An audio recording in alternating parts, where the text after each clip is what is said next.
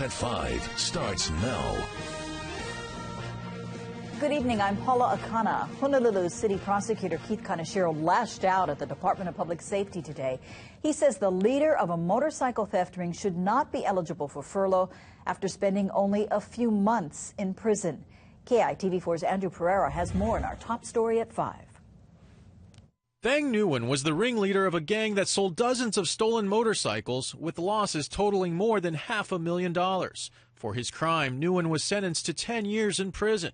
But after only 5 months behind bars, Nguyen is being considered for a work furlough program by the Department of Public Safety.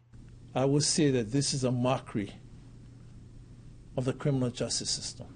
Although Kaneshiro's criticism is directed at public safety officials, Nguyen's minimum sentence also plays a role in his eligibility for furlough. Paroling authorities set the minimum so low that as soon as they held his parole minimum hearing on May 14th, under their guidelines, he was eligible for furlough.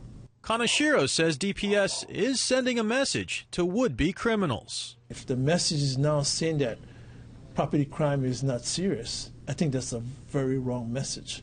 A Department of Public Safety spokeswoman said Nguyen's furlough eligibility is determined by a scoring system that began before Governor Neil Abercrombie took office. Known as the Prison Reclassification Instrument, it asks such questions as the severity of the current offense and prior convictions for violent crimes. It's all determined by the tool. They go through evaluations periodically to see if they should change their custody status.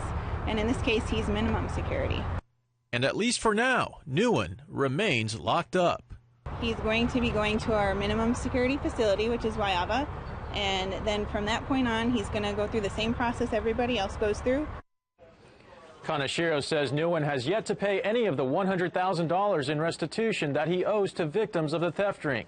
DPS says Nguyen's eligibility for furlough can be reconsidered by something known as the classification unit.